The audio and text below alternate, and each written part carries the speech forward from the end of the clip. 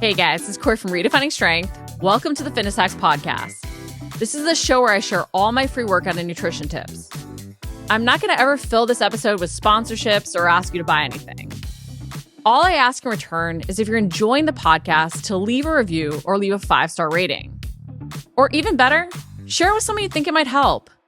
This will only take a few minutes and would mean the world to me and possibly change the life of someone you know. So let's jump right in. All right, we're talking muscle gains, overrated versus underrated. Of course, when I made the note about gains, I had to have the Z's on there to make it extra gnarly. But I'm so excited for Michelle and I to really discuss what we feel are the best practices and the worst practices, things that we often turn to that maybe aren't as valuable as we think. So, Michelle, jumping right in, let's talk about creating that calorie surplus to build lean muscle. Overrated or underrated? So I may ruffle some feathers, but I think it's one of the biggest things that's majorly underrated. When your goal is to actually gain muscle, you have to have the energy or the calories to be able to do so. It requires material to be able to build. So my feathers are ruffled by that. Just kidding. But I totally see your perspective in that often it is hard to increase calories if you've been in a calorie deficit prior to lose fat. It's very hard to increase, but you need to gain muscle. However, I am actually going to argue the opposite and say that it is overrated. And this is coming from, background, seeing a lot of people do the dirty bulks and go into these extreme calorie surpluses saying, hey, I need extra calories to building muscle.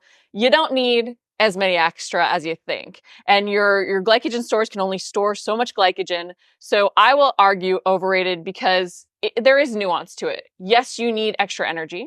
As you build lean muscle, what used to be a surplus will probably shrink and become a deficit, even potentially, or at least maintenance. And so you'll need to increase further to add more lean muscle, but you don't need to go crazy with it. So breaking things down, you mentioned underrated, I mentioned overrated. We both agree that you need to be strategic in it. How would you recommend that someone strategically creates that calorie surplus so that they aren't making it overrated or not eating enough to actually fuel that growth? Well, and you bring up an excellent point, because the bottom line is you still have to have the building material right to actually be able to repair the muscles, because as we build, the process of building muscles means we're going to actually tear the muscles and then have the repair come in, and that's how we actually grow the muscle. So the biggest issue is a lot of people, I think, confuse body recomposition with muscle gains. And you can do both, you can have both, but if your sole focus is truly that pure muscle gains and you've lost the fat and you're ready to build, it is going to require that surplus. And as you mentioned, what is that surplus? How much does it actually need to be? And this is where people kind of mess up, because they start looking online at what someone else is doing. And a lot of times they're looking at people that already have a high amount of muscle on them. So they're trying to compare their eating habits to someone that they want to look like. And the problem with that is they already have the muscle that's requiring more metabolic demand. So they're burning more with that. So their calorie surplus, even though they probably are eating way more than what you are right now, is probably not as big of a surplus as you actually think, given the amount of muscle they have on. So you have to be a little bit strategic here. And it truly, like you said, it really doesn't take that much. It can be anywhere from 200 to 300 calories extra, which, let's be honest, that's really just an added snack to your day. But we do also, of course, want to make sure that we're adding the right calories from the right sources. So this is really where we're looking at making sure we're getting those necessary amino acids from protein sources. We're getting the correct amount of carbohydrates so that we can protect that muscle mass when we're working it even further. And going back to your underrated, because as much as I said overrated, I totally get that underrated perspective, especially if someone has been in a deficit. It's scary to first come out of it because you feel like you do see that scale jump, which you will, because you now are no longer depleted. So when you're coming out of the deficit, especially if you're fearing gaining fat, you're fearing increasing those calories, but you want those muscle gains, you got to do it slowly, because you do have to retrain your body to eat more. As you mentioned, someone who already has more muscle on, who's eating higher calories, might have, been at maintenance and is now going into that calorie surplus from their maintenance to add more muscle on top of that. But they have transitioned first to maintenance. So simply coming out of that deficit, moving towards maintenance slowly might be your first step. And in that process, you might even see muscle being built because you somewhat like trained your body to function off of less. So with the increased calories, your body has the extra fuel to be able to add that lean muscle. And then with adding lean muscle, your body will need more.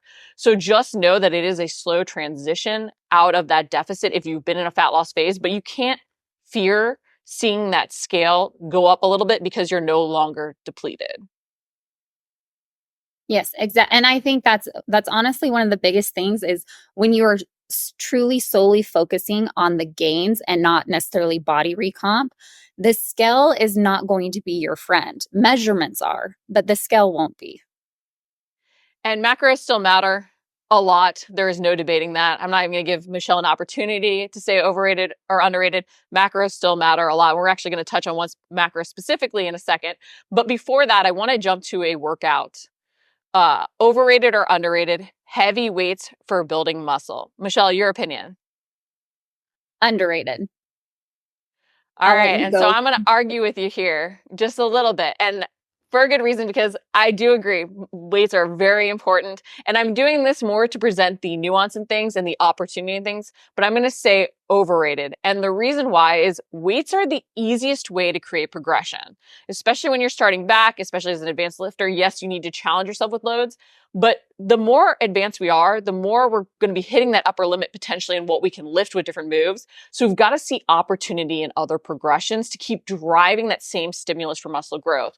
We've got to use different training techniques, different tempos, different tools. We can't just get caught up in lifting heavier because there might be a point where we can't truly add that much weight or add that many more reps with the same weight. So we can't lift that many more loads without unique training techniques or equipment. But I do want you to break down why you very aptly said underrated, because heavy weights are very important when we want to create that easy progression.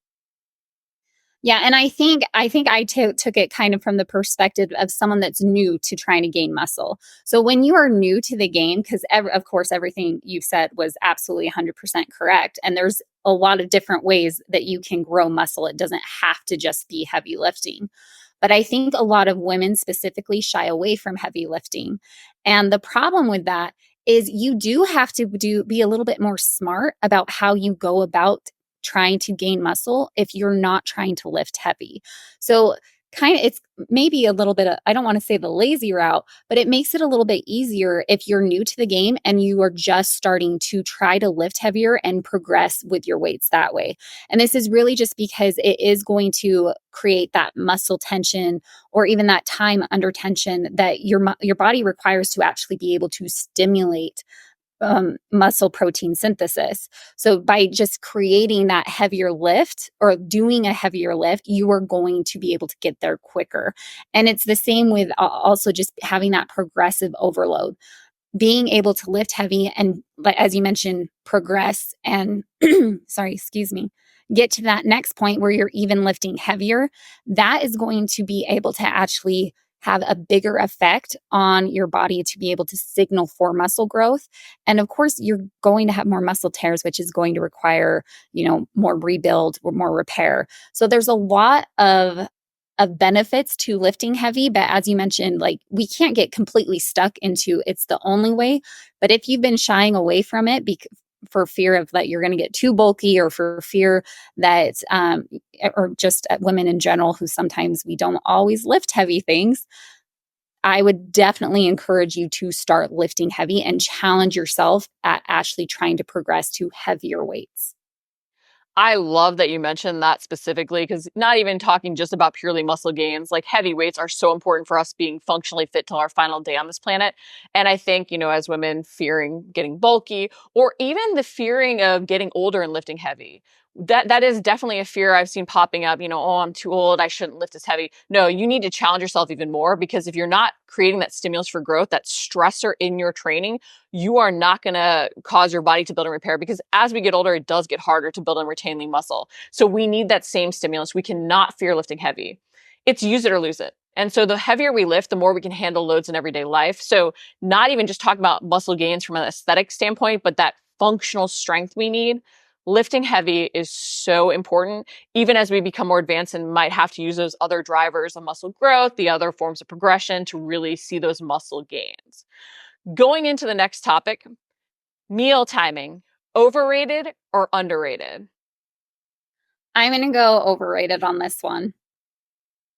I really wavered on this one as to whether or not I was going to say overrated or underrated, because I think meal timing in general is very overrated and paid far too much attention to, other than finding the meal schedule that's right for you. But I also think that in this day and age where people are really pushing like intermittent fasting and different things like that, it can be something that we ignore as holding us back from seeing the muscle gains we want, because we did a specific meal timing potentially to lose the fat. And that same meal timing doesn't work now for muscle gain. So I'd love to sort of hear why you said overrated. Yeah, and you brought up good points. Honestly, truthfully, I wasn't even thinking the intermittent fasting route where so many people are doing that. So I'm really interested to hear that perspective, because now you've got my brain thinking on that one as well. But I went with overrated only because, again, when people first start trying to gain muscle, or even any health journey, they start looking at areas that aren't the most important pieces. So when it comes to eating overall, it yes, like timing can affect things, right? But the biggest thing is, at the end of the day, are you actually getting your needed macros? Are you actually hitting your needed caloric goal? And everyone's a little bit different. What's going to work for someone isn't going to work for someone else. And a lot of times it's really this niche area that I see a lot of people trying to follow, because that's what an athlete does. And it's because they're trying to perform at their peak performance during their workouts, or during, a game, or a race, or whatever they're doing athletically. And the biggest problem I see is we get so caught up in the surrounding of like, oh, I need to eat this right before, 2 hours before, or I need to recover within 30 minutes with this. And we get so stressed out about that we're forgetting about the rest of the day. Those things are great, and I definitely want to encourage people to do those things. But at the end of the day, if all you did was take care of what surrounded your workout, but you didn't adequately fuel the rest of the time, you're not going to do yourselves any favors. And it's almost like, okay, yeah, you had a couple good meals around your workouts, but we still aren't hitting what we need to hit, and we're not providing the proper fuel by the end of the day for your body as a whole. I love that you mentioned we stress ourselves out with details that aren't as important, because that is really why I sort of wavered in my opinion on this, because I think we turn to meal timing, or we freak out about, oh my gosh, my muscles are going to melt off if I don't eat within a certain time. And that's really not the case. Meal timing is about optimizing, about allowing us to hit our macros more easily, feel fueled for our workouts, which I think is where I also wavered on saying it was a little underrated, because often if someone has done intermittent fasting potentially for their training, they can, yes, still time enough carbs, enough calories later at night to be fueled for that workout. But are they fueled optimally, especially if they find that they're a hard gainer, if they're first coming out of that deficit? And especially based on the training that they're doing, sometimes we're not as energized as we could be. And to really build a muscle, especially the more advanced you are, you have to have that fuel to push and be very uncomfortable in your training. So it might be a time where we have to adjust a meal timing, or let go of a previous meal timing we've done to now have that pre-workout meal, or adjust our meal timing to now break our fast a little bit closer, or even extend our eating window out because we're having to eat more calories and it's harder in that fasting window. So I think that's where my brain went, of there's so much nuance to what meal timing is really best, that it's both overrated in that it's the first thing we turn to over just hitting our macros, but it's also underrated in that we don't think to adjust it with a new goal where it can really pay off. Yeah, I completely agree with that too. There's definitely a lot more nuance to it. So next topic, jumping back to the training frequency, like training more than once a week, only once a week. Is training frequency overrated or underrated? I went underrated on this one. I have to 100% agree, especially because I've seen so many of the bodybuilding type workouts where people are training a body part once a week popping up. And studies have truly proven that 2 to 3 times a week is optimal to stimulate muscle growth, especially for stubborn areas. And I think so often we think do more in one day over spreading that volume out over more days so that we can really be fresher and do more quality lifting over the course of the week, hitting those stubborn areas a little bit more frequently to drive that stimulus for muscle growth in different ways. I'd be curious to hear your thoughts too as to why you mentioned underrated. I was not surprised that we agreed on this because of the progressions we create, but Yeah, so definitely you have to be able to progress. The point is, again, we have to be able to kind of tear the muscle down to be able to build it up. And once a week isn't going to be enough. But what I also wanted to kind of add for this too is the importance of actually being able to not just hit the body parts, but also make sure that you're giving the correct amount of recovery. So you mentioned, 3 to 5 times a week of lifting and actually working the muscle groups, right? But what's the flip side of that is making sure that you're having the correct recovery in between, as so you're not just constantly tearing your body down without giving it the opportunity to repair. So often when I hear people are like ready to hit and gain muscle, they try to put themselves through these really vigorous workouts every single day. And while, I'm not here to, you know, rain on anyone's parade that working out is fantastic, but if you're jumping into that, there's a couple of issues. One, the sustainability of it, because you are going to beat yourself down if you're not allowing yourself that proper recovery.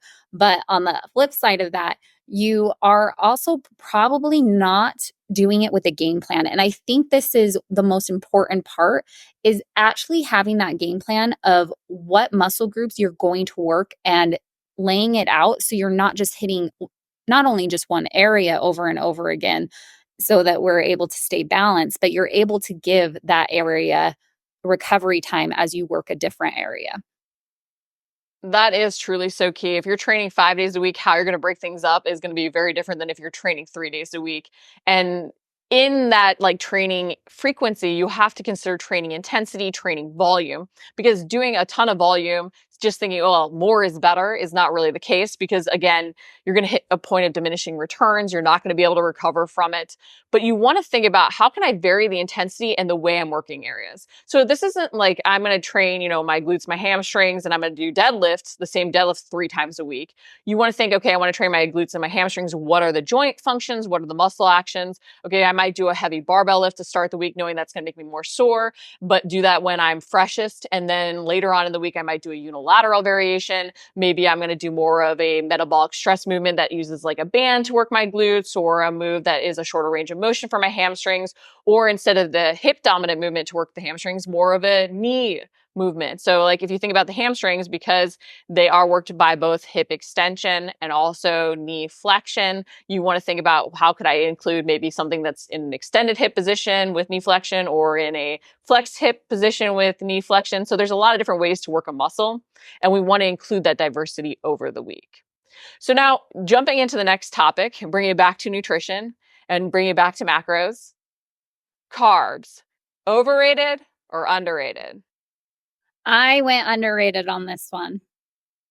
And I'm pretty I passionate. 100% agree. Not to interrupt you, but I 100% agree, because I think, especially in this day and age of low carb diets being all the fad for weight loss, we got to let go of what worked for one goal to move to another. So please share underrated why. Yeah, I was ready to fight you on this one if you went overrated. Um, Mainly, it's as you mentioned, a lot of people just fear carbs. When we're trying to be in a deficit, when we're trying to lose weight, that's usually the first area that people start to restrict. And I totally get why, because we do live in a world where carbs are very easy to overconsume. And the problem with that is, once we have that fear and you have that transformation, you've achieved weight loss, and all of a sudden we are really trying to focus on that muscle gain, we tend to leave out the carbs still. And the problem is it is our primary source of energy. It is the muscle. I mean, your muscle is full of glycogen, which is carbs. Your body is going to break it down into, and so it's that energy for your muscles to actually be able to use. For you to go into a workout and push yourself, you are going to be using up that glycogen. Now, the biggest problem with this is, as we use up that glycogen, once it's depleted, your body's actually going to turn to a protein source. And one of the biggest things in your body is your muscle. So if we're not giving our body that adequate amount of carbs to protect our lean muscle tissue, then your body's going to start actually utilizing it for energy. And this is two things, right? This is why we focus so much on a higher protein diet, because of course we want those amino acids to be able to rebuild the muscle, but it's also to kind of help protect ourselves from when we do push things too hard and all of a sudden our body has depleted that muscle glycogen. We want to have that extra cushion, right, with the needed amino acids. But again, this is why it's so important to focus on that carbs, because it is a protein sparing energy source as well. I think carbs often get demonized, especially for someone looking to lose weight. But I've had comments say, well, there are no essential carbs. There's essential, fats, there's essential amino acids, but they're not essential carbs. And I thought that was an interesting thing because it is an energy source and it is protein sparing and you do need it to really be able to push in your training. But we also see as people push in their training, this fear of cortisol levels rising. And we also see women especially having, different hormonal issues because of trying to push really hard in their training and not only underfueling, but potentially restricting carbs too much. And at different age or different ages, we might find that different carb intakes work for us and that timing our carbs becomes something we strategically need to do if we do function better on lower carb ratios. But I can tell you, I see so many women saying I'm suffering from thyroid issues, like adrenal fatigue, because they're pushing hard in their training, but not truly giving their body the fuel that they need. And a lot of these issues can be solved by, yes, valuing that calorie surplus, but also by valuing carbs to truly fuel the training that you're doing. And it's not just that we're doing this for weightlifting, but a lot of times we're doing the weightlifting to try and gain muscle. But if you are an endurance athlete, if you are doing a little bit more like cardio and you want to keep those things in, we hear, you can't gain muscle and do your cardio, but it's also about the way you fuel to find the balance in doing things you enjoy while trying to reach your aesthetic goals. Yeah, I love that you brought up the fatigue issue, because that's probably one of the most common complaints I hear is that people are feeling tired and they're worried about, like, well, is it my macros? What is it? And it's usually that they're restricting their carbs. And I did find it interesting that you mentioned that there's no essential carbs.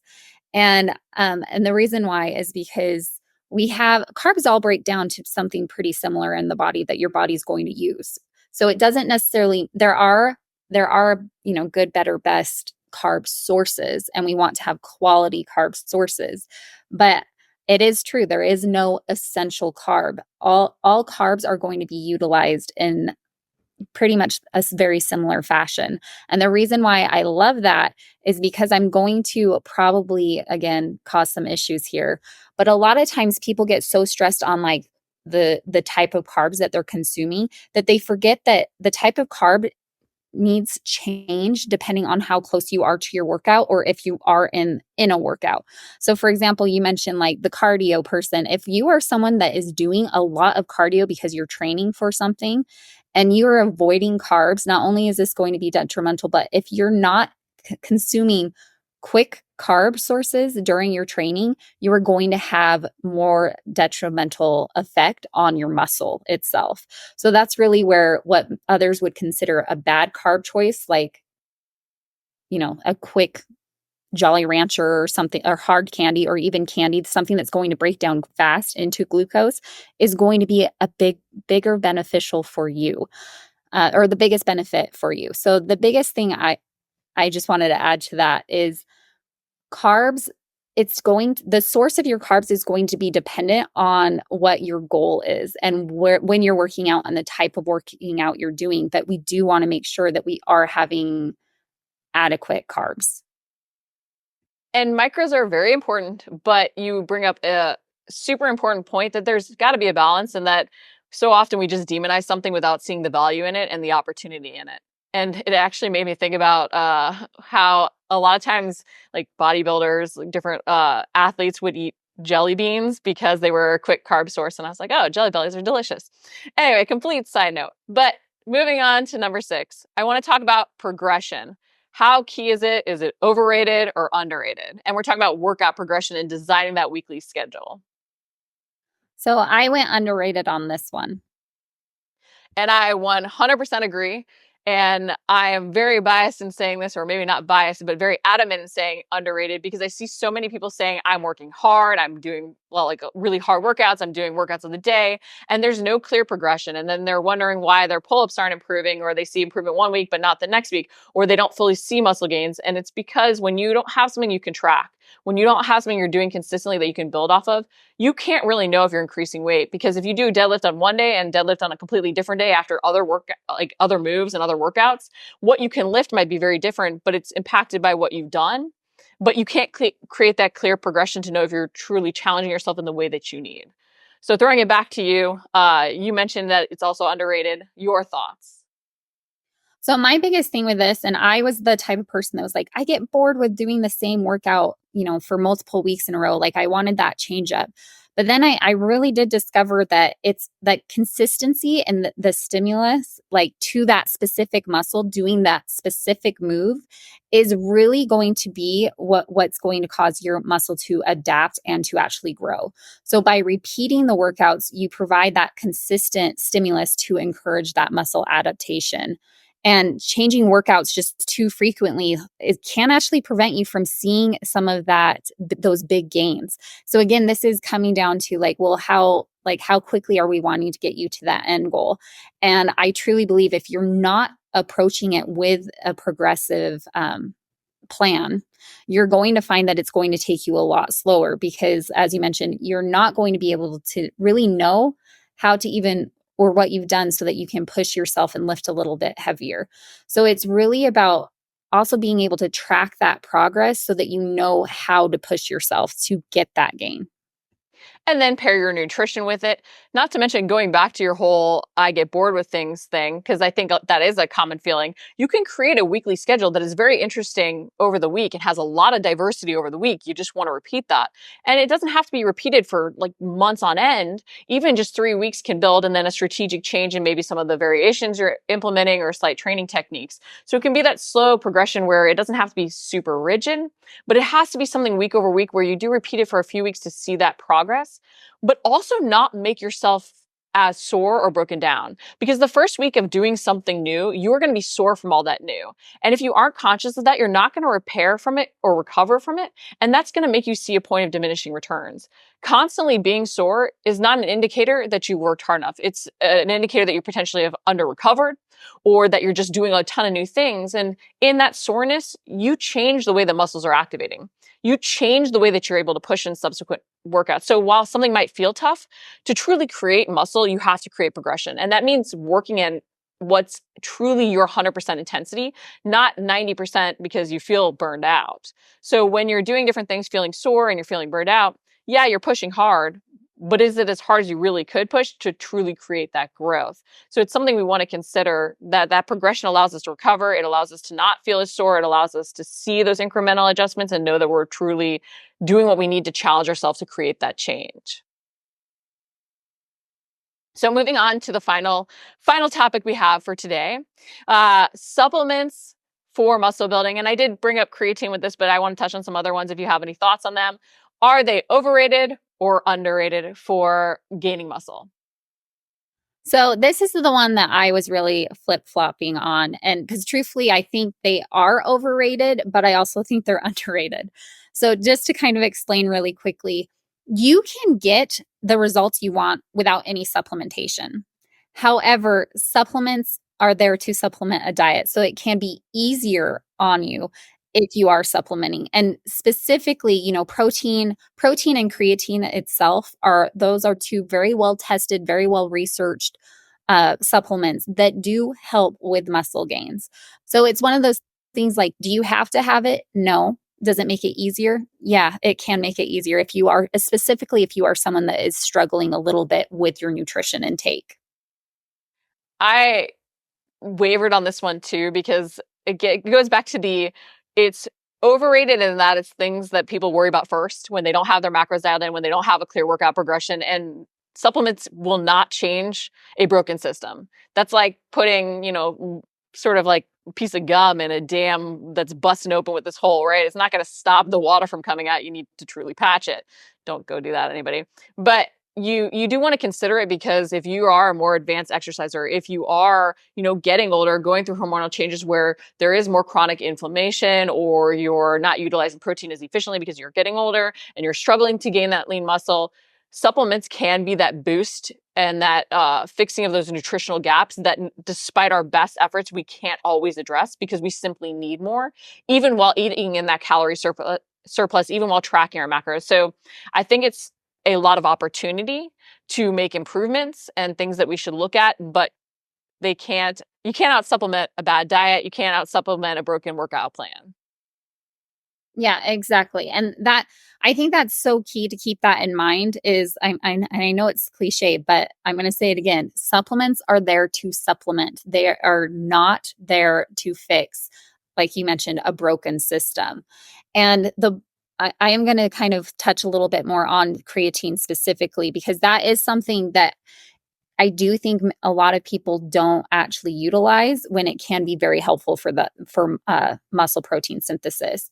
And that's, again, there's a lot of research out there that's going to back this up, but having creatine does actually help stimulate the muscle protein synthesis itself because it does draw in water. Now, having said that, that means if it's drawing water into the muscle, your muscle actually will look a little bit larger because you are drawing in that muscle. But again, and I said this earlier, this is not a time where the scale is necessarily your friend.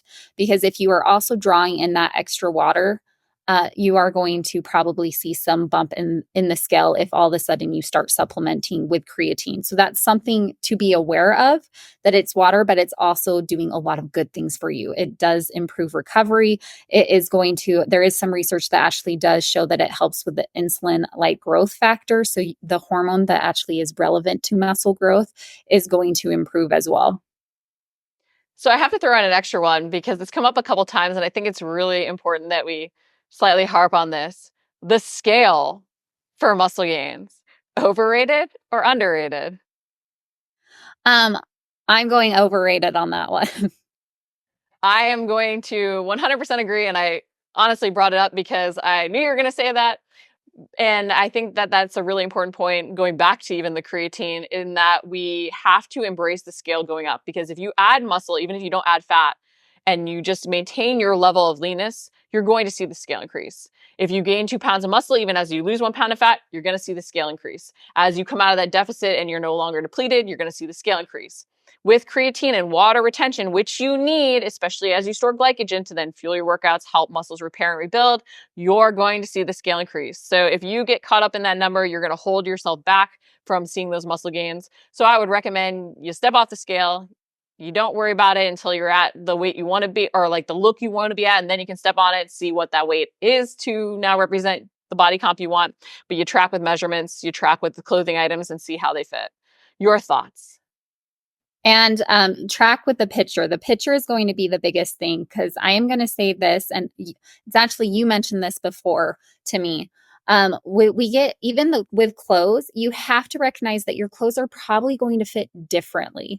So I know you had mentioned a story about, I think it was a client or maybe you, I don't remember, where they were saying that their pants didn't fit. And eventually you came to the realization that it was because they had been working on their glutes. So their butt was bigger, but if they actually looked at their waistband, the waist itself was smaller.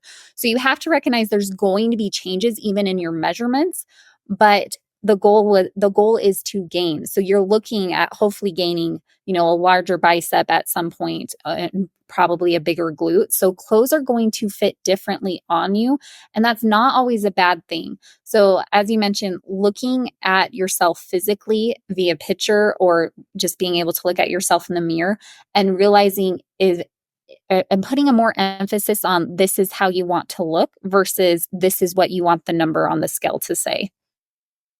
I think it's so key to bring back to the point you mentioned about the clothes fitting differently, because often people will be like, well, I gain weight. How do I know if it's fat or muscle and the measurement changes in the right areas, the muscular areas that you're working on, like increases there, show that you're gaining muscle. Increases, say, in your waist circumference where you're not trying to necessarily build that out, that's where you might want to say, okay, am I putting on a little bit of fluff? Do I need to assess my progression? Do I need to assess my macros? Do I need to assess my calorie surplus or deficit?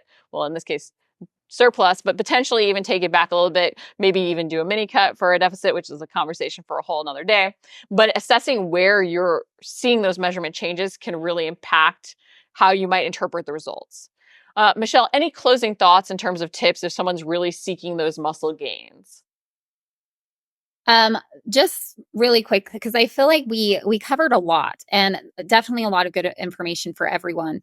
But if you are someone that is sitting there and you're being like, okay, they talked about progressions, they talked about the training frequency, and you were struggling with like even kind of understanding when we were kind of talking about how you would actually plan that out, that is not something, it's not the easiest thing to learn on your own. You can, but it's going to take a lot of time and trial and error. That is really where I think the best education you can have is actually going and getting that coaching so that you have someone in your corner who's also able to kind of provide that guidance for you. And even with nutrition too, because as you mentioned, it's so hard. The hardest thing I have with clients that have lost and they've gotten to the point that they want as far as being able to lose the fat, and now they're looking for that muscle gain, is it really is a complete mind shift. And you're going to have days where you are really struggling on the mental side, knowing that you are doing things correctly.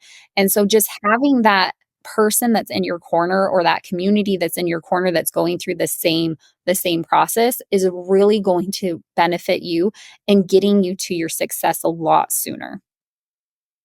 I think that's such a key point, the mindset behind it, because a lot of times in our society, there is an emphasis on fat loss, weight loss, and I am all for looking exactly the way you want, whatever that means in terms of your body recomp. But I think there is a emphasis on looking smaller. And so with that being said, it can be hard and challenging to embrace seeing the scale go up when you've always been taught to look for it to go down. It can be hard feeling bigger or seeing changes in your body that you're not used to. So the more you do have that security to trust in the process and not throw out something that's working because you see something you've kind of always fought against in a weird way, like the scale increasing, that can be very helpful. And I I want to bring it back to the progression for just a second, because when I was talking about training techniques in the group the other day, someone mentioned, oh, I see these in the workout progressions. Sometimes the best way to learn the training techniques that work for you as you research them is to have a plan laid out. The best way to learn what macro breakdowns is to have macro ratios laid out, because then you're testing with like a strategic way of implementing. So don't be afraid to follow a program, see what works for you, and then take from that as you're learning about different things on your own, because it can help you sort of narrow your focus so you're not distracted by every option out there, because there are a lot of different things that can work in a good way, but you don't need all of them. And especially you don't need all of them all the time. So make sure to stay really focused, track what you're doing, but set that clear plan in place before you get started. Thanks for listening to the Fitness Hacks podcast. Again, this is the place where I share all my free workout and nutrition tips. I'm never going to run sponsorships or ask you to buy anything. All I ask in return is if you're enjoying the podcast to leave a rating or review, or share it with someone you think it might help. This will only take a few minutes, and it would mean the world to me, and possibly change the life of someone you know.